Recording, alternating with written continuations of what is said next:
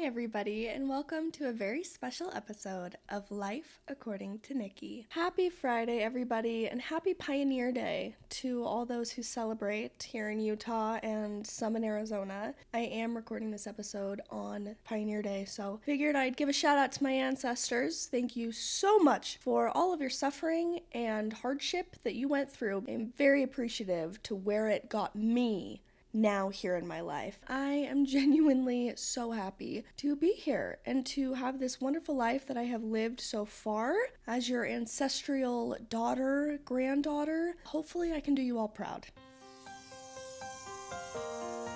Are we kidding?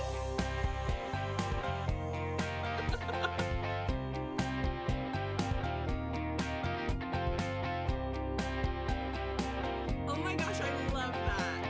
Today's episode is going to be a bit different because tomorrow, July 27th, is my friend Jake's birthday, and it would have been his 25th birthday.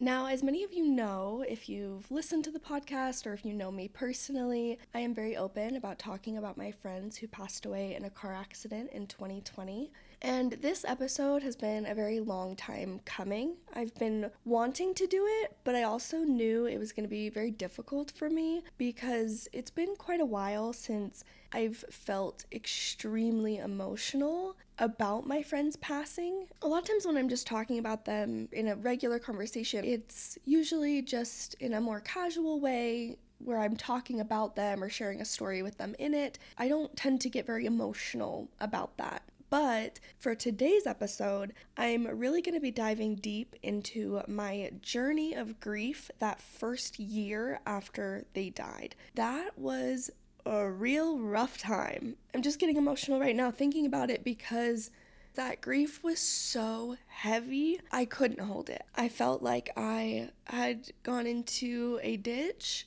and had to figure out how to get out. One of the ways that I did that was through writing. Now, up until this point, I was very insecure about my writing abilities because in school, the only bad grades I had ever gotten was in chemistry, which didn't bother me in the slightest because I hated chemistry and it hated me back, and that wasn't a big deal for me.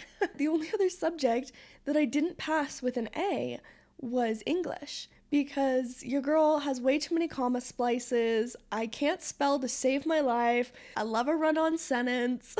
I over-repeat myself, overstate things, as I just did right there. I mean, I always felt like writing was not my strong suit. There was only ever one teacher that gave me confidence, and it was my senior year, Mrs. Alder. Shout out to her. She was the most amazing teacher, one of the best I've ever had in my whole life, and she really impacted me because we did a poetry unit. And in this poetry unit, I was very vulnerable. I wrote something that was very deep and close to my heart. I'll probably talk about it on a later episode, but it was something I was struggling with at the time. She had me present it in front of the class, and then she actually invited me to compete in a poetry competition with what I had written. In my poem, I had written an analogy, and that is truly how my brain works. I am a very visual person. When I'm trying to understand something, I try and compare it to something I'm familiar with and create an imagery or a storyline of some sort. It's truly how God talks to me. I know it's not everybody's style, but it is absolutely the way that I think and work and understand the world around me.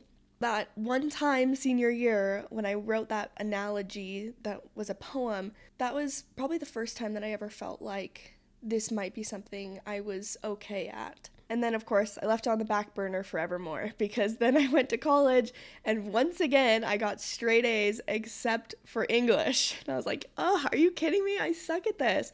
And I'm such a perfectionist that it really got to my confidence. And I was like, no, I just am a terrible writer. That's just the narrative I'm going to have forever. I just suck at writing. So it was very interesting to me that writing was ultimately what really helped me through my grief journey and what I discovered along the way. And it really made me think that God really takes our weaknesses and turns them into strengths, because I had this perceived weakness of writing, but it was because of that I would spend hours and days and weeks poring over these analogies that I had created, working to figure them out and rewording them over and over and over again until I had something that I was ready to share with everybody else. Because of that insecurity, I feel like it led me to a greater place than if I would have just been super confident in it. I wouldn't have spent as much time working on these analogies to explain my feelings. What I'm going to do is I'm going to read you my grief analogies, and I'm going to take you through kind of where I was at that moment and what I was trying to explain. I hope that my analogies give words and expression to those feelings that you feel like you can't describe to somebody else who's never been through it. That was my goal, truly, was to help explain myself to those around me that didn't understand what I was going through. I also want to give a little bit of background about my amazing, beautiful, funny friends. Although my voice may sound a bit shaky because this is a very emotional episode for me, I hope I'm able to get through it and get my message across, and ultimately that you enjoy this episode. If you've never lost somebody, I hope that this can at least paint a picture of what it was like for me and what my experience was in a way that you can relate to with your own personal experiences. Grief isn't just having someone die. I mean, you can have someone that's still alive that you're grieving the loss of if you no longer speak to them. I mean, there's so many different ways that we experience the loss of a person, but also grief expands so far beyond that. We experience loss of a lot of different things. So if you can't relate perfectly to my experience, maybe you can relate to an idea or dream or something that you have lost and can find some parallels to your own feelings in your own life. That's really my hope with sharing today. I am sure that there are going to be some tears shed, so get ready for that, and here we go. If you've listened to my episode with Abby, who is Maddie's sister, then you have a bit of a background on Maddie and I's story. But in case you haven't listened to that, here's just a little bit of a review. Maddie and I met in the 3rd grade when her family moved into my neighborhood, and our birthdays were one day apart. Hers is on December 23rd, and mine is December 24th, Christmas Eve. We got baptized together. We grew up taking piano lessons from each other's moms, because as anybody knows, do not take piano lessons from your own mother. Our moms were very smart to have us pass to the other one. We were always in a presidency together in Young Women's. We were at different junior highs, but we went to the same high school, hung out just constantly. She always wanted to hang out at her place, but both me and our other childhood friend, Nicole, we are both really allergic to cats. So we always hung out at my house just to avoid any of the allergies. And I know that at one point Maddie told me that she was kind of bummed by that. She was like, my house is pretty great too. And I was like, no, I know it is, but I can't be in your house for more than an hour before I can't breathe, even though it's very clean. So, sorry girl, it's my house. After we graduated high school, I went on a mission and she went to BYU, Idaho. She wrote me emails every single week on my mission. And then when I got home, we would Marco Polo each other because I ended up traveling the world. She stayed and got her degree. We were in constant contact. The longest stretch of time that I can remember after high school of us not talking was when I went on my mission, because we were only allowed to email once a week, so that was our communication. But everything else, we were at least every other day, if not every day. I mean, I knew all about her college life. She knew all about what was going on in my life. And we were the kind of friends that just never fought. You know, there was nothing to fight about with Maddie. We had all of the same opinions on all of the things that mattered. Now, granted, she did like some things I didn't love, but it wasn't an issue. It wasn't big enough to cause a conflict. She is one of the sassiest people I've ever met, but she is also so incredibly sweet. And her laugh was everything. Oh my gosh. Whenever we were together, especially with our friend group, we would just laugh for hours. I mean, we were the loudest group around by far. At the beginning of 2020, she was getting ready to graduate, and that's, of course, when COVID was hitting really hard. So she moved from Idaho to Provo, where I was living at the time. And we didn't know this until after she had gotten her apartment, but she ended up moving in to the apartment right up the street from mine. So it was literally on the same block, which was amazing. Now, at that same time, I had gone into the Little Caesars that was in my apartment's parking lot one day in March. Now, in general, I am not a Little Caesars girl, all right? I will much rather take Domino's, Papa John's, any other pizza. But that day, I was craving Little Caesars pizza like my life depended on it. And in walks this guy in scrubs, and I immediately recognize him as my friend Jake. And I said, "Jake Edwardson?" And he turned around. He was like, "Sister Kelly?" That was the beginning of the reuniting of me and Jake. So I had met Jake when I was serving my mission in Fresno, California. His family lives there. They are such wonderful people. And Jake was preparing to go on a mission at that time. He had just graduated high school when I was in his area. And I was in that area for a long time. I was there for 7.5 months. I really got to know the people in that area. I got to know Jake really well. Him and his friend Emma, they would come out with us teaching. We were teaching some boys in their neighborhood, some teenagers. He would prepare the lessons. I mean, he was just incredible. I was always blown away with his faith. I was like, man, he's gonna get out on the mission. He's gonna kill it. Everyone's gonna love him. He's gonna be just the missionary of all missionaries. And I am absolutely positive that he was. Here's the funny thing is he had told me back when I was in California and he was teaching with us that after his mission, he was gonna move to Provo and go to BYU. Then I had this whole journey of things happening in my own life, of getting home. I had my tumor, I had my surgery, I was disabled. Then I moved to China, and I remember so distinctly when I was living in China and I was deciding where to live, and I really did not want to move to Provo. It was absolutely bottom of my list. It wasn't even on the list. I did not want to live near BYU. That was not the plan. Didn't want it. But of course, that's where I ended up. So I decide, all right, I'll do it. I'll move to Provo. And it's so interesting because I remember having this thought that I would meet Jake. And I'm a very imaginative person. I daydream about a lot of different things. And I had this daydream about me running into Jake on BYU campus because I was living just on the street. So me just being on a walk and then Jake and running into him, because I remembered thinking on the mission that he was so similar to my friend group back home. And I was like, oh my gosh, I would really love to hang out with Jake outside of the mission. Like, he's such a cool guy. So I had this daydream of like running into him again, just meeting him in Provo. And I remember that. And then here we are, over a year after I had that daydream, and I do run into Jake, but it wasn't on the street, it was at a Little Caesars. We get talking, and I find out that he works right across the street from my apartment building at a plasma center as a phlebotomist. And I also saw that he was gonna ride his bike home that had a broken pedal. And I was like, what in the world are you doing on that trash bike, Jake? He just said, oh, I'm like saving up for a car right now. I told him that I had a bike at home that he could borrow for as long as he wanted. He could use it to get around to work and to his apartment and everything like that. So the next day, we drove up to Lehigh together to get my bike. On that drive, I invited him to come and hang out with my friends because we were going to do frisbee golf. That we were all kind of like quarantining together. So a couple days later, I'm with my roommate Felicity, and we're going to go pick up Jake, and we're going to meet Maddie and all my other friends at the frisbee golf park. And I say to Felicity, mark my words, Jake and Maddie are going to date. Just you wait and see. And she is witness that I said that. Maddie and Jake, they're both so flirty, but also such fun people to be around. Great personalities, easy conversationalists. So they hit it off, and we're just kind of teasing each other back and forth, and we had a fabulous time. This happened in March, and then in April, everything shut down. Every single thing.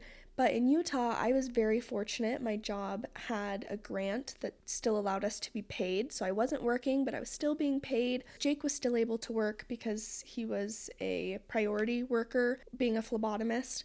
Maddie had an at-home job, and since we all lived so close to each other, every single day they would come over. We would spend about 12 hours together a day. We were with each other from 3 o'clock in the afternoon until 3 a.m. every single day. It was so much fun. We watched so many movies. Jake was amazing. He was totally down to watch a chick flick. So we watched every single chick flick, and I have a lot of them. We also watched TV series together. We played board games, and then every Sunday they would come over to my apartment all day long. We'd go to the park and just sit at the park and hammock for hours. I know that COVID was like a really difficult time for a lot of people. I worry sometimes like saying that it was this incredible, amazing time, but that was the reality that I was living in at that time. And being in Utah and the rules that we had here allowed for that. And I truly believe in the bottom of my heart that God knows everything. And he knew that that year was going to end very tragically. I don't know why I was lucky enough to be a part of their story for that last little bit, and why I was able to have so much time with them. I don't know why, but it was. And I'm really, really grateful for that time that I had with them and all the memories that we made. Those months were some of the best months of my whole life. Hours of talking and being with my friends, and especially after years of not being with Maddie because we'd been long distance with all of our various things with college and my travels, and to just see her again and hang out with her every day. It was so amazing and so much fun, and I had the time of my life. At the end of the summer of 2020, I ended up moving to Orem. Maddie moved to a new apartment. Jake moved to a new apartment. We were all still in contact. We were all Marco Poloing and everything like that, but we weren't hanging out as frequently, obviously, because COVID had let up some, jobs were back in place, things were getting moving again in the world, back to our quote-unquote normal lives, or as normal as they got in 2020. Jake and Maddie had been kind of back and forth. He had asked her out pretty soon after they met. I think it was like 2 weeks after they met, they went on a date, but Maddie was really concerned with how young he was, because he was a couple years younger than her. He was just starting college, whereas she had just graduated, so she was like, I don't know. But, you know, they flirted back and forth, told each other of their dating escapades. It felt very much like I was watching some teen drama show, and I was like, oh my gosh, would you two just get together already?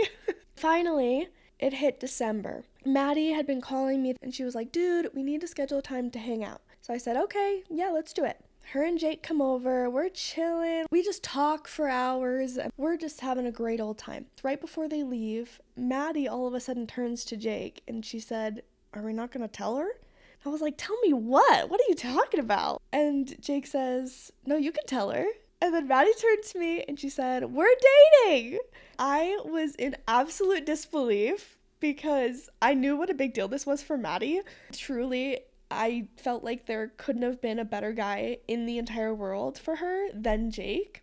They were so perfectly compatible to me as my friends, as people. They were just the best people. They were so good. They were so fun, and they had such similar values in the way that they lived the gospel and the way that they loved. I was so excited for them, but I didn't believe them. I was like, nuh-uh, this isn't real. You're pranking me. I had a mistletoe that was hung in my house above my door frame, and I said, go kiss under the mistletoe right now to prove it to me.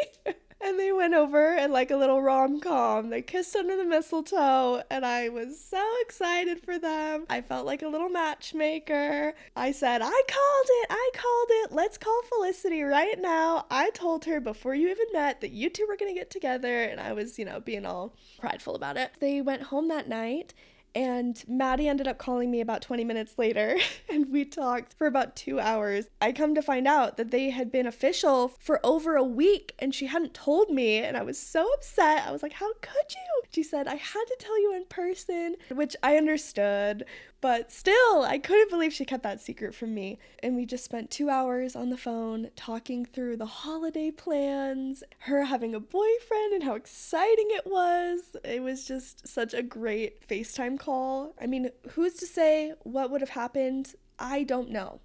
But at that moment, in that time, they both seemed so happy. What I didn't know at the time was that was going to be the very last time that I ever saw them in person.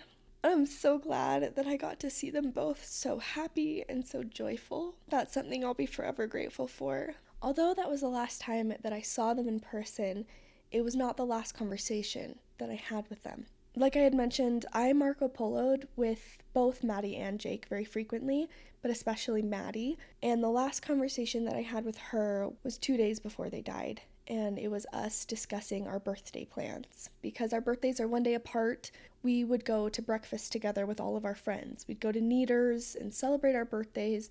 So we were deciding when we were going to do that and just looking at our schedules. And now we get to December 17th, 2020. It was the first big snowstorm of winter, and it was a bad one. What I know of the story is they were driving and her car hit some ice and she veered into another lane and a semi hit them. They both were declared dead at the scene. There's a lot that goes into the moment that I found out, but I'm not going to get into it right now. I know that this seems like the perfect episode to get into it, but what I will say is they had never made it to the house that they were going to sleep at, and I was aware of that at about 10:30 p.m. So I was up calling hospitals with my childhood friend Nicole. We were living together at the time, which is also another blessing that I wasn't alone. And at 12:07 in the morning on December 18th, Maddie's mom called me and delivered the news that they had both passed away. A couple years ago, I read a book by Brene Brown. In it, she discusses emotions, and she talks about the word anguish. And she said, anguish literally causes us to crumple in on ourselves, often bringing us to our knees or forcing us to the ground. And that is exactly what happened to me. I felt like my whole world had just collapsed in that moment. And I know that I'm not the only one that felt that way and that I don't have claim on that. I mean, they weren't even my family members, so I don't want to sound like, I don't know, I had a bigger experience than anybody else, because that's definitely not true. But anybody who knows me knows how much I value my friendships and how important my friends are to me. I just couldn't help but think of their families and everyone else in their lives that would be devastated by this news and by their loss, because they were such huge lights in everybody's lives. The following week after they passed was, of course, extremely difficult. It was the week of Christmas. On December 23rd, it was what would have been her 23rd birthday. Then I had my birthday, where for the first time I was turning an age that she wasn't. And then we had Christmas. For anybody that's lost people around the holidays, wow, does that really mess with things.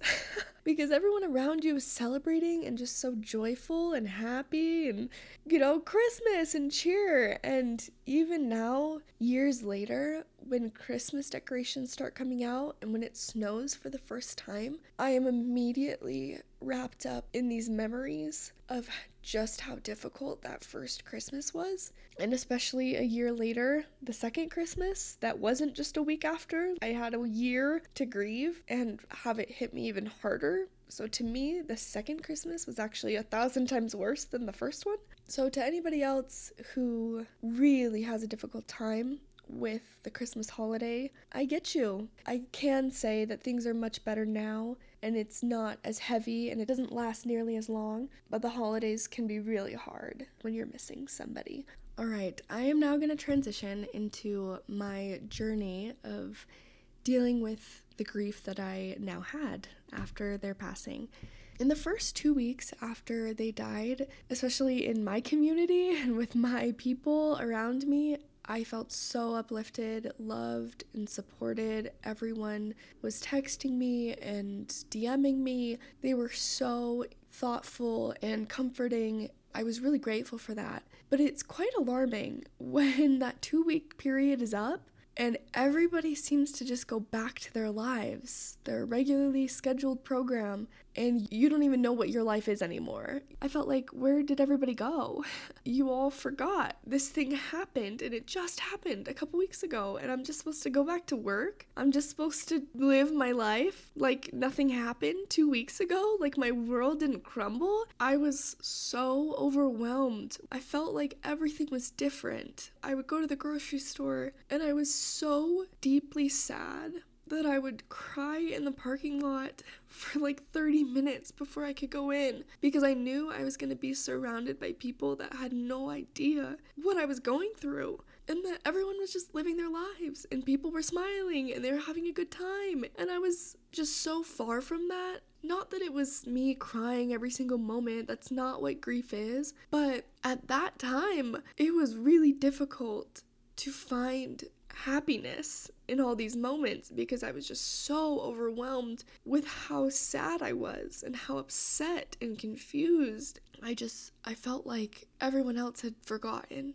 Unless they were directly affected, it wasn't on their minds. Those were kind of the feelings that I was dealing with at that time, feeling almost mad at everyone around me that they did not understand what happened. That if they were able to just move on and live their lives, that clearly it was not impacting them nearly as much as it was in my life. I wanted a way to explain that. So one night I was crying, and I was thinking about these feelings that I was having and how upset I was and how forgotten I had felt by people who were outside of the friends and family group. Just everybody else had moved on. And that night I started writing what became my first grief analogy. This is month 1, Lost but Not Found.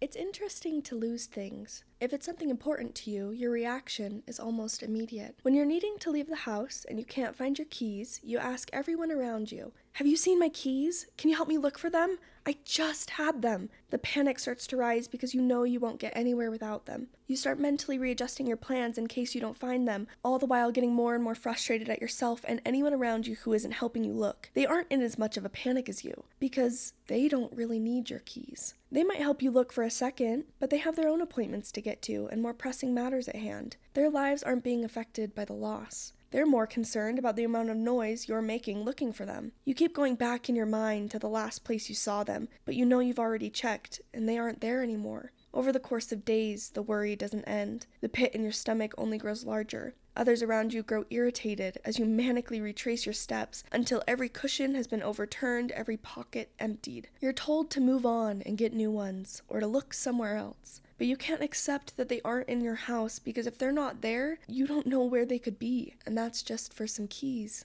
Sometimes that's how I feel when I think about Maddie and Jake. But unlike car keys, you can't just replace people who have died. You think about that moment that you lost them over and over again, the last place you saw them, all the appointments in your life that you're gonna miss because they're gone. The weight of the loss makes you sick and feel like you'll never be able to leave your house again. Some days it's fine. You find a new mode of transportation and it gets you where you need to go. But other days, when you're stuck riding the bus, you look at the strangers surrounding you. You realize that they have no idea that you used to have keys to a working car, that one day you lost them, and that's why you're on this freaking bus. You look out the window and see all the things you used to see when you drove this route in your car, but it looks different. It's not as comfortable. Then it hits you. You still haven't found what you lost. Your eyes fill with tears, and you think of all the places that you used to go with them and understand that you can't do that anymore. You feel just like you did that first time you realized they were gone. Exhausted and dragged by everyone around you who doesn't understand or really care about the value of what you've lost. When I wrote that first entry, I thought that would be the first and last time that I posted anything about my grief journey, but God definitely had different plans in mind. A couple weeks after I wrote that, I found myself at a baseball park. As I was walking towards one of the baseball fields, I realized that I had been here before with Jake and Maddie. We had come to watch one of our other friends who was on a baseball team. We had come to this place quite a lot, actually, but I didn't realize that it was the same one. I kind of stopped. It was like this moment of deja vu, having this perfect memory of us coming, and I sat down and I watched this baseball game, and the whole time I was just on the verge of tears. At one point, my friend turned to me and asked, "Hey, are you okay?" And I was like, no, I'm not okay. We're at the same place that I have been before. they're not here anymore.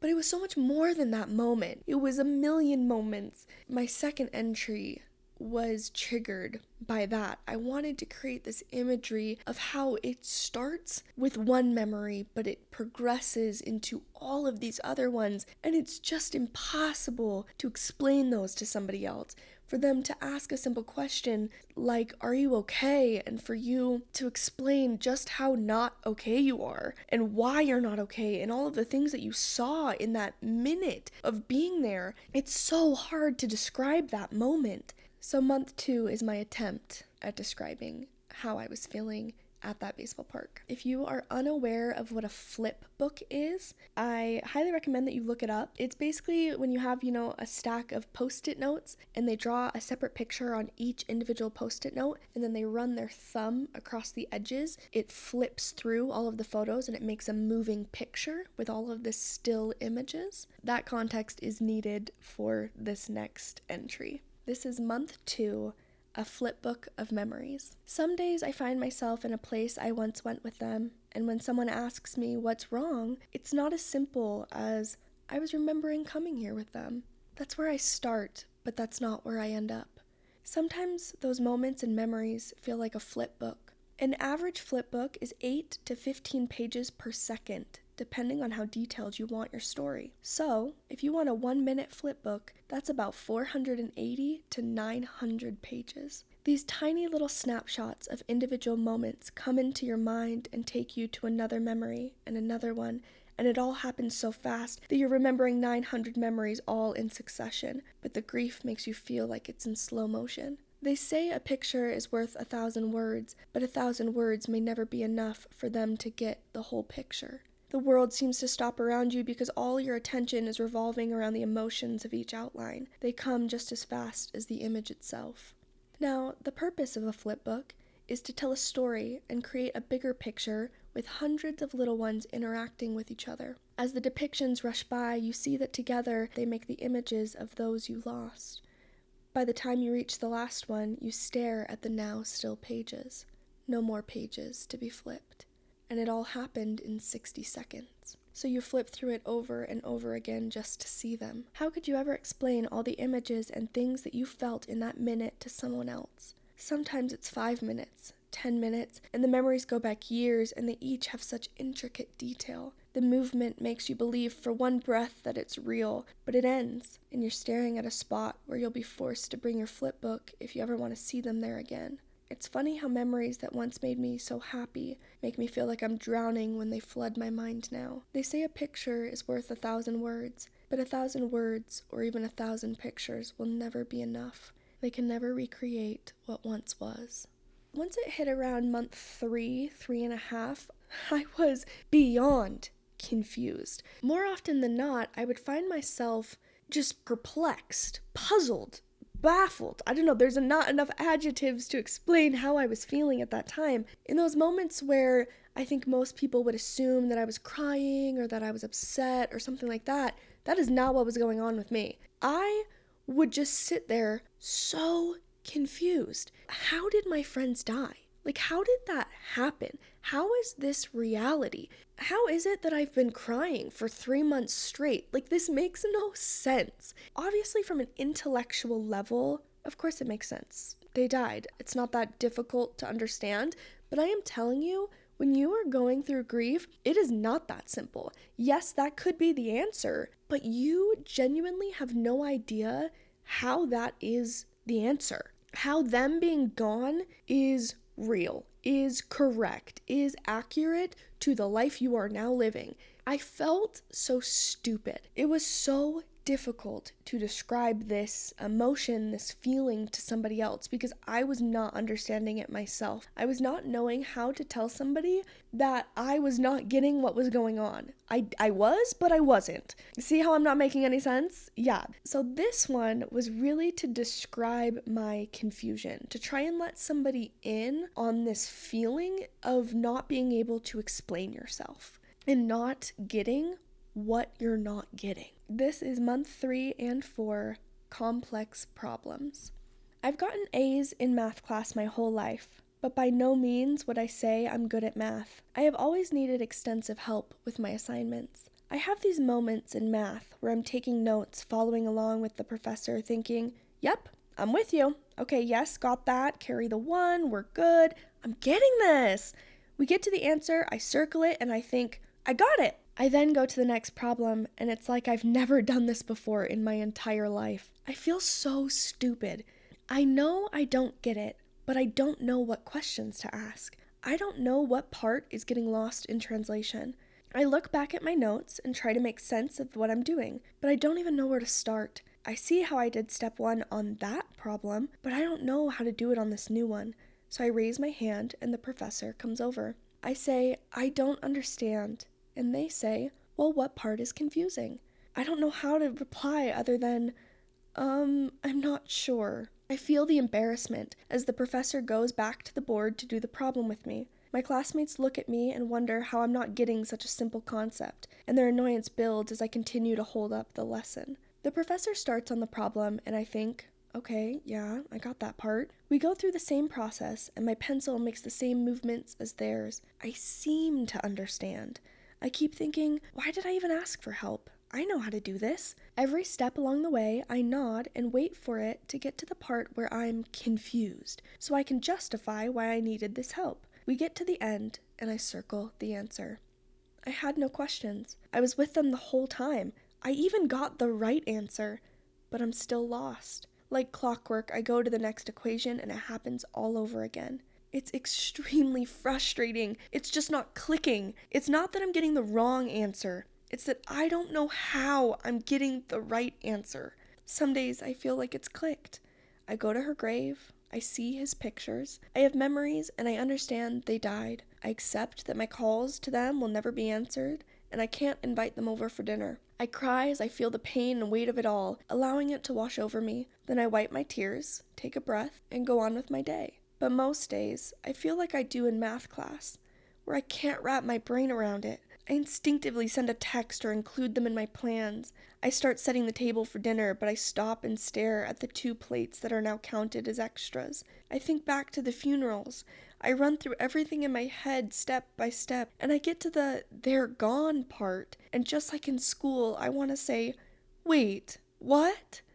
How did this happen? How did we get here? How is this the answer? Next up, we have month 5 and 6. During this time, I had the amazing privilege of being able to go back to Fresno, California to visit Jake's family. This was a very healing thing for me because Jake was obviously sent back to California for his celebration of life and his burial and everything like that. Being COVID times, being here in Utah, I was unable to go. So I was able to watch his celebration over Zoom, but I wasn't able to say goodbye and have this sense of closure in a way that I had with Maddie being able to go to her funeral. It was as I went to the cemetery and was visiting his grave spot for the first time that I really felt like I was able to grieve him as an individual. Something that has always felt a little hard for me was the fact that by losing 2 people, things felt complicated because I had this huge history and past with Maddie. I mean, we had been friends since childhood. I grew up with her, and I was so close with her. Jake was newer in my life. I had these memories and moments with him on my mission, and then I had that amazing time in 2020 when we really got to know each other, spending all day together for months on end, but it's still not the same. I can't just grieve them together. Maybe somebody else can, but I can't. They are 2 different people. I had 2 different relationships with them, and that I think will always be a little bit complicated. With grief and with death, it's interesting how much guilt you can feel over your feelings of like, oh, I should be more sad because of this, or I shouldn't be as sad as I am because I wasn't a family member. I'm not allowed to be as upset. There's just like a lot of things that you think that you're supposed to feel or you're not supposed to feel, and all of that is just garbage because you're gonna feel what you're gonna feel regardless of if it's quote unquote right or wrong. For me, I felt this immense guilt that I thought of Maddie more than I thought of Jake. And it was always this thing where I would be upset and grieving her, and then instantly I would think, well, I should be thinking of Jake too, because he died too. And then I would feel so bad that in that moment I was crying over just Maddie and not both of them. I felt like I hadn't truly grieved just Jake's loss because I was in Utah surrounded by Maddie's family, my friends that grew up with Maddie, my church members who knew Maddie, all of these people that knew Maddie but not Jake. Now, Jake was actually very close with my family. He came over for Sunday dinners all during that COVID time, so I was really lucky that my family understood just how hard this was for me to lose both of them, that it wasn't just, oh, I was this really great friend with Maddie, and then, like, Jake was this random person that I occasionally ran into. Like, no, they were both really good friends of mine. Jake and I got really close during that 2020 period. I just felt like he was an additional family member, like he was another brother that I had, and I got along with him so well. I mean, he was very involved in my life before his death. So it was also hard for that reason because he had all of these other people in his life that have known him for so long that are grieving him. I almost felt like I wasn't allowed to be as upset as I was because we had only really been friends outside of a mission for this short period of time. Well, anyways, I had all of these contradicting feelings and it was very emotional. I'm really grateful that Jake's family let me go visit them, and for the wonderful family, the Hunts, that let me stay with them in Fresno. I seriously adore them so much. Well, while I was there and I got to go see him at the cemetery, I felt so relieved because I could just focus on Jake. And I had this conversation in my mind with Maddie of being like, hey, I really need to process my feelings and sorrow for Jake dying that have nothing to do with you. I gave myself permission to only think about him, be with his family and his friends, and see their grief and their sadness. It was really helpful and healing for my own personal grief process, and I'm so grateful for that. When I got home, I wanted to express this almost thawing that I was having, where I finally felt like maybe it's not always going to be this sad. Maybe I'm not always going to be constantly thinking about them. It was the first time that I felt like there was the hope of having hope again. Does that make sense? I felt like things were gonna change, and it wasn't gonna be fast. I knew it was gonna be gradual. I wasn't always gonna feel the way that I was feeling right then. And I made this entry to explain that. Months 5 and 6, warmer weather. I wonder if closure is a tangible thing, something I can grasp, and one day I can say, yes, I have that, in a similar way that I tell someone I have a stick of chapstick in my pocket or a gallon of milk in my fridge, that it can be something I know is always there. I guess only time will tell. But right now, I think I'll compare closure to warm weather. Some days I feel happiness shining like the sun on a warm day after winter. Other days, my sadness acts in typical Utah fashion and brings an unexpected cold front. A couple of weeks ago, when it changed from cold to warm overnight, I brought out the garbage bags and stuffed them with every sweater, long-sleeved undershirt, and jacket I have. I was pumped. It was finally warm and I didn't need this stuff anymore. I immediately thought, goodbye, winter. For 2 days, it was great.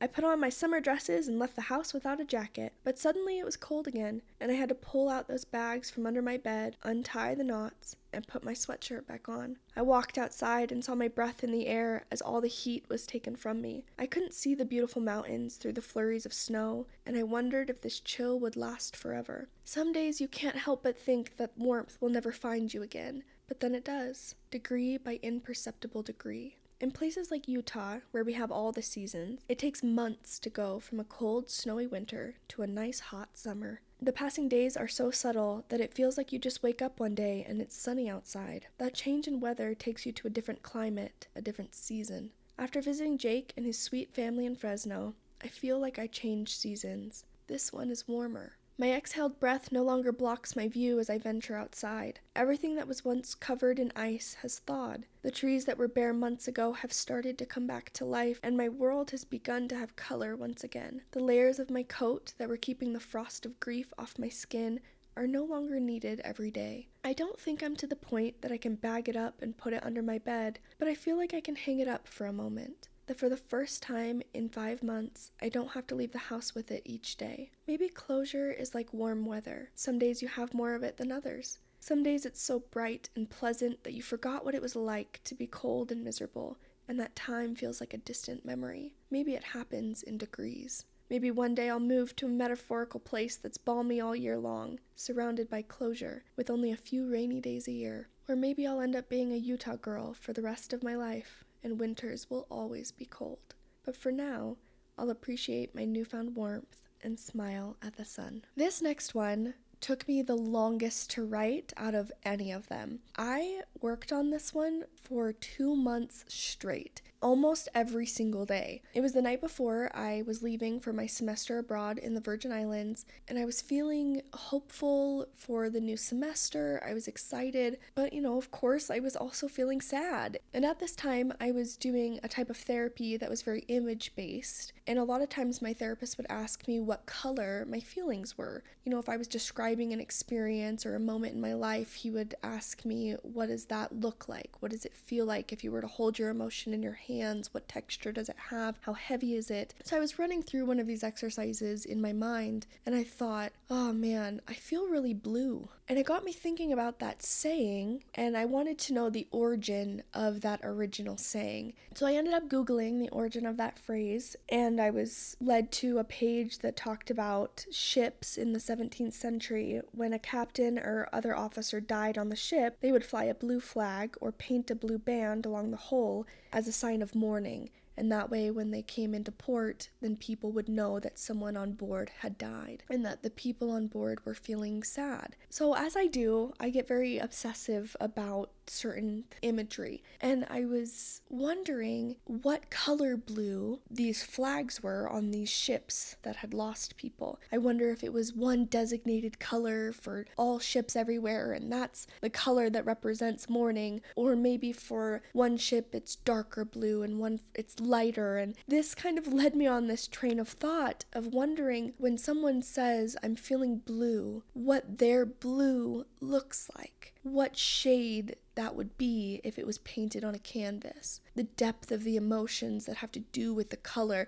I was just very wrapped up in this idea of colors representing emotions. Now, I have never taken an art class in my life. I don't really draw, I don't really sculpt. Those things don't really bring me a ton of joy. I don't find them super fun. I prefer to sew, so that was more my credit growing up in the art department, was sewing and choir to fulfill all the mandatory art classes. But at this time, I became obsessed with learning about colors. I asked my old roommate Felicity, who is a beautiful artist, to take me through color theory and explain to me how colors work and how they're made and how they interact with each other. And she did a beautiful job teaching me. And then I had Google pages full of searches about colors. And this went on for over a month. I moved to the Virgin Islands, and while I was there in my first month, it just seemed like my eyes were really drawn towards the color of the blue in the water and the sky and the green of the bushes and hills, and I was just really observant to these colors around me. And I kept having this impression that I was supposed to learn something here, that there was a lesson in the colors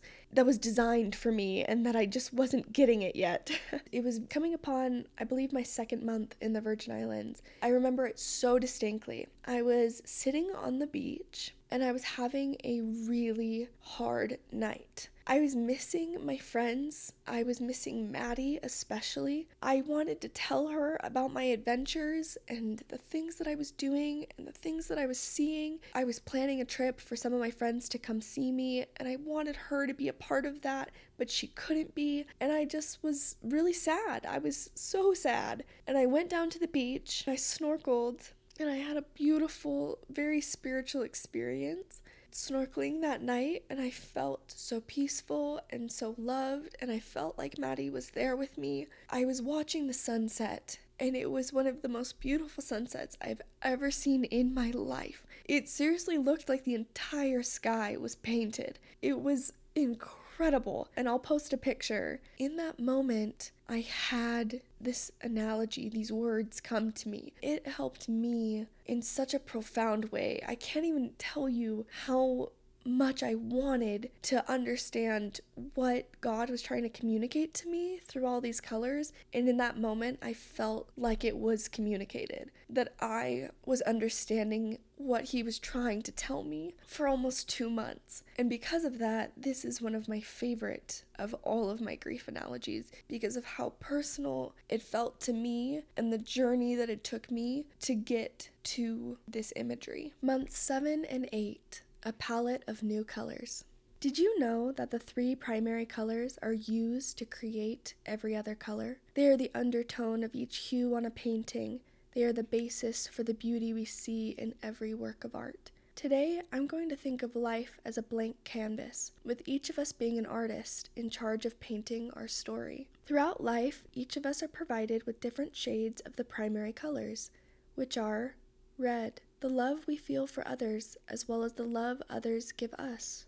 Yellow, happiness. For me, this comes as I come to know Christ. Maybe it's different for others, but for me personally, he will always be my base. My happiness stems from my relationship with him. Blue, the sadness, disappointment, and grief that we all experience in a variety of ways over the course of our lives. Now, these 3 colors, these 3 feelings, are necessary to create every other feeling. When I lost Jake and Maddie, it added 2 new shades of blue to my palette. It wasn't just one dark blue blob. Instead, it was 2 very separate and distinct stains of blue. For the first little while, those shades of grief were the only colors that I could paint with. They were replenished with each hour, while my yellows weren't as rapid with their refills. I dipped my brush in over and over and over. What used to be a white blank space of canvas or a bright orange section was covered and outlined in thick coats of blue paint. It was difficult getting used to seeing these new colors all over my canvas, to realize that they were now going to be a part of my painting forever. For a time, I felt like they ruined the brilliance that was there before. Some days, all I can do is stare at the fresh paint I've been layering for months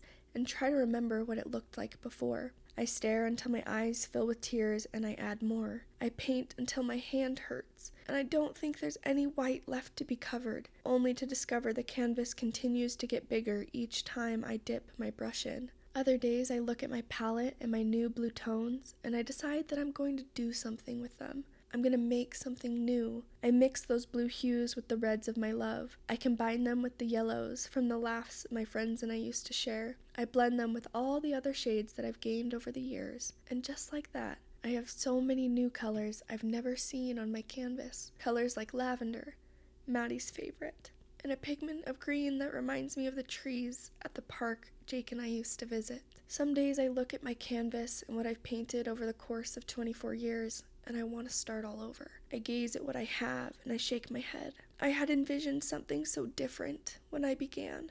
I thought it would be covered in bright, fun colors like turquoise and pink, not the dark sections of purple and navy that seem to coat every corner. But as I continue to pace back and forth in front of my painting, I admire its beauty. I treasure every tint of red and feel my heart fill with its emotion. I smile as I note the brightness of the yellows and the vibrant oranges. My fingertips run across the patches of black, where my sorrow combined equally with my love and joy, wondering if that's why it's the color we wear at funerals.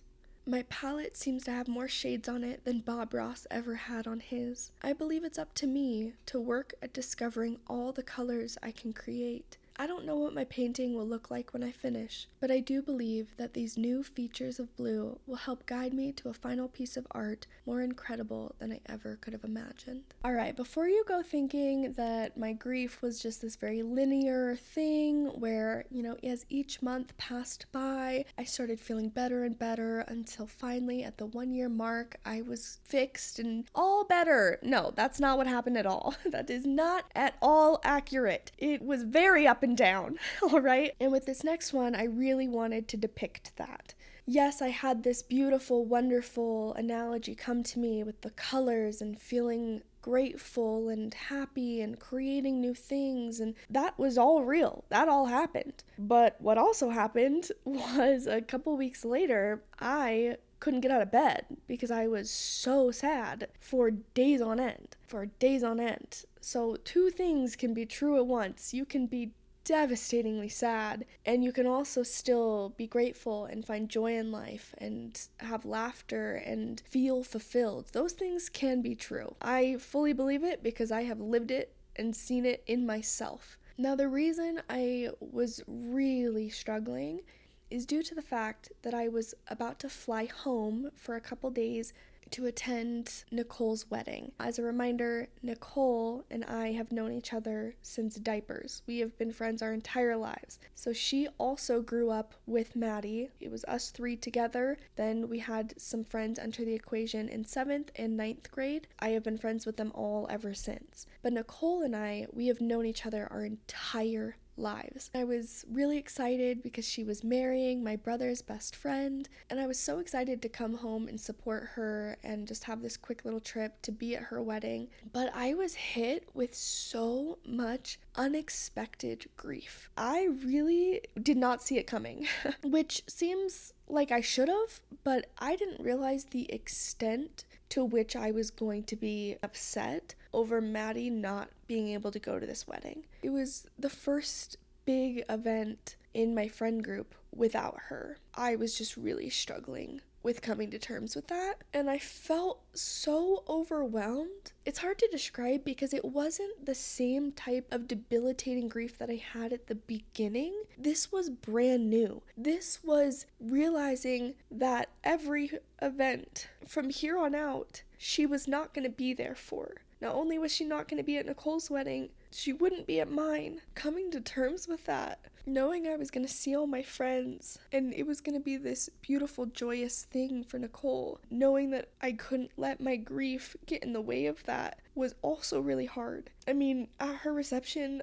I was bawling in the corner with my friends. I know I'm not unique in feeling this way. Big events, holidays, birthdays, they have a different feeling to them, a different weight to them, and it can feel very disorienting and really difficult. And that doesn't just apply to death. This can apply to a lot of different things. Personally, I feel like this analogy applies to the most amount of people because I think we can all think of a time in our lives where we tell somebody that you're upset or that you're sad about something and they just don't get it. You see that they don't understand. You see that they see your problems as one way and it is not that way, that you are overwhelmed and you don't know how to express that to somebody. And then that moment of finding someone who does get it, who sees what you see, and the relief that you feel in that moment. And I felt that during this week.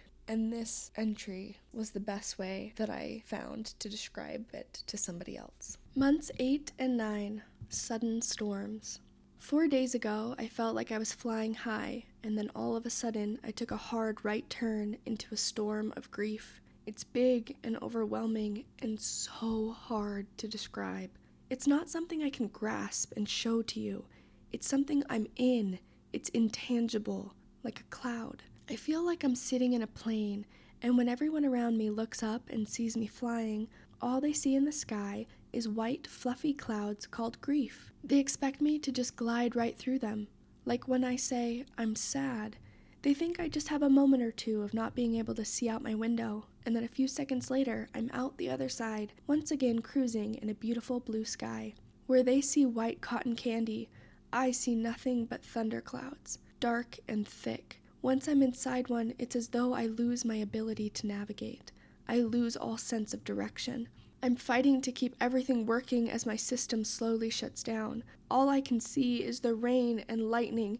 It's loud and all-consuming, and I just want to escape. Sometimes I'm in there for hours. Sometimes it's days. I want to cry out and have everyone around me see that I'm stuck, but when they look, they don't see what I see. They aren't in the plane with me. They don't feel the turbulence whipping me around while I fight for my life in a black mass of heartbreak.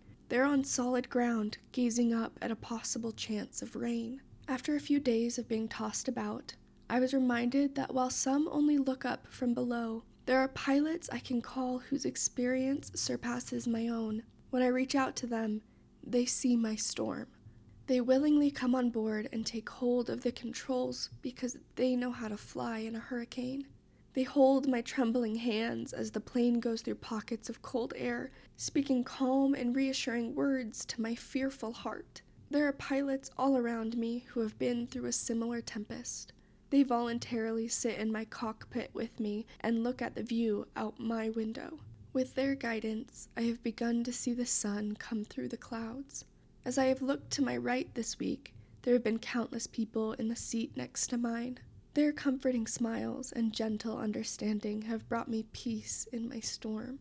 Even in tumultuous times, I can't help but feel gratitude for all the pilots in my life that direct me back to clearer skies. With month 11, I wanted a way to express that grief isn't just one way or one thing. It's not just me crying all the time. That's not what it looked like. I would have had the most massive headache of all time if that was true. In fact, there was actually a lot more humor involved in my journey than I ever would have expected. There were a lot of really good times, reminiscing moments where I felt like my grief was helpful to me and not just this detriment or sorrow that I was feeling. It was far more complex than I ever could have imagined. And for someone who has not lost anybody, I think they hear that somebody has died and they automatically think that it looks like you crumpled to the ground. Sometimes it is, but it's not always like that. There is so much variety to how your grief looks, how it sounds, how it feels, and I wanted a way to express that I never really forget about them. Their memories and who they are to me, those things aren't going away, and this was my way to show that. Months 10 and 11, never forgotten. This month, I wanted a way to describe the fact that I never really forget that they're gone, that they're a part of everything, all the time. Have you ever had a song stuck in your head? Or what about the times when you have just one part of a song stuck in your head and you can't remember its name? You can't even remember more than one line. So just that line loops in your mind over and over. For the life of you, you can't place it. You try and Google the words, but they're generic and don't yield any results. You try and hum the tune into Shazam, but it turns out you don't sound as similar to the original artist as you thought, and it doesn't work. You hum, whistle, and sing those limited lines all day long. But then it's 5 p.m., and it's been stuck in your head all day. You play other songs to drown it out on your way home from work. You sing along to the jams you know every lyric to. But when you park your car, there's that tune again. They say to get a song out of your head, you need to hear it all the way through. The feeling of catharsis only comes with the last notes, but you don't have the full version. All you have are the lines you remember. For the past 11 months, I've had melodies of memories on a loop in my mind, like a playlist without a pause button. When I'm reminiscing and eating their favorite foods or going to places we used to hang out, it's like the volume's turned up. Just like my Spotify account, I have different playlists for different days. When I reminisce, the sounds of my grief can be endless little ditties that keep me smiling all day long, because grief can sound happy. Other times, the ditties morph into motivational songs that help me keep one foot in front of the other, like the chorus of Fight Song by Rachel Platten, whose lyrics and tempo persuade me to do the things I don't want to do. They give me encouragement and determination, because grief can sound reassuring. Some days, their songs are in the background as I scroll through our pictures, making the whole thing feel like a slideshow, because grief can sound comforting. Then there are days when I wish more than anything that they were making new music with me, that they could come back and be here, so I'm not left standing alone in a room we used to go to, forced to play an old song. I wish that we could be like Taylor Swift and remake all of our old hits, that we could re-record everything and make a new 10-minute version instead of our old 4-minute one. On those days of longing, every song is a ballad, every lyric is sad, every note breaks your heart over and over and over again, because grief can sound absolutely devastating.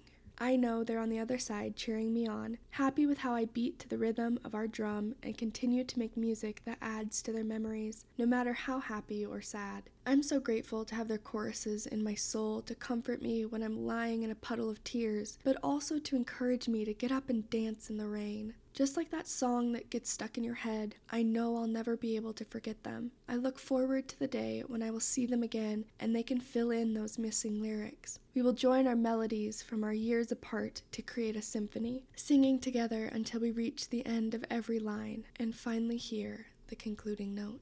Finally, we have my 1 year entry. When I was living in the Virgin Islands, I was about 15 minutes away from a beach, and I would spend about 3 nights out of my week snorkeling and swimming around. And the imagery of grief being like an ocean, that's quite common. I felt like I could take that basis of, grief feeling like this ocean and you're in the waves and all of this, and I could paint a more accurate picture for myself, that all of a sudden it wasn't like I changed personalities, and it wasn't like I had these magical abilities and was stronger than I was before. Like, no, this took so much time for me to get to this place. And after the 1 year mark came, the grief didn't just fade. It didn't just turn off. It wasn't just the end of the journey. It continued on. This thought that, yay, I graduated and I no longer feel sad. That's not true, but it definitely looks different. And I discussed this quite a bit with Abby on her episode and what it looks like for her and how long it really took her to start rebuilding and making life feel like life again. But this is where I stopped writing these analogies. It felt like it had come to a natural conclusion. Now, I've actually written a few more in the years since. I wrote one for year 2 and year 3, which I am planning on sharing in my Sunday episodes as part of that series. So you'll get to hear a bit more of my thoughts on grief, but the first year really was quite the journey for me. And this last one truly painted that picture of accuracy, that it was very hard. But I did come out the other side a different and stronger person, and I'm really grateful for that person that I've become because of this journey. I always love hearing from people who have read these diary entries, and I love hearing that they're impactful and helpful to people because they made a profound difference in my own personal healing journey.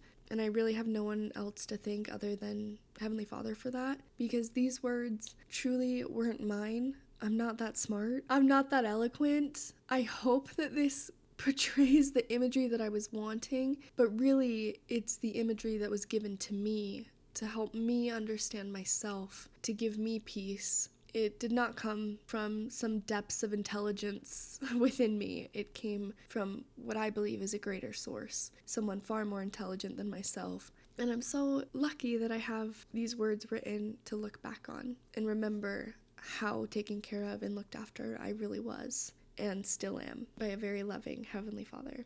So to end, I give you 1 year, a stronger swimmer.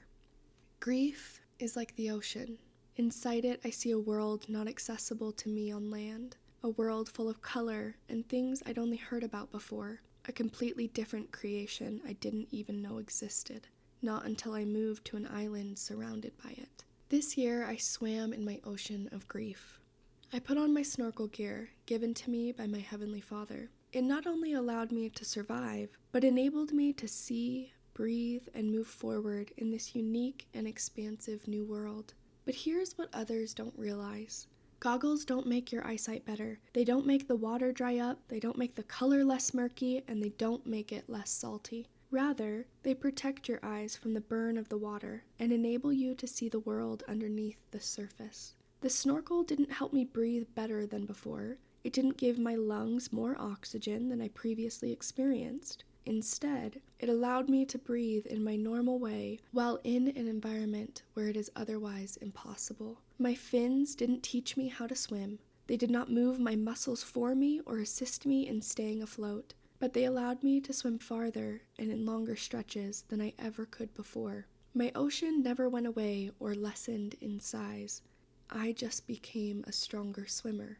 I'm not gonna lie, some days the waves were rough, and it kicked up the sand and made it hard to see. The swell of the tide kept pounding me down over and over, depriving my body of the oxygen it so desperately needed. Other days, the water was still and beautiful, and full of grace. On those days of clarity, I was able to see my past life with Maddie and Jake from a new perspective, to swim in the memories of us living and laughing together.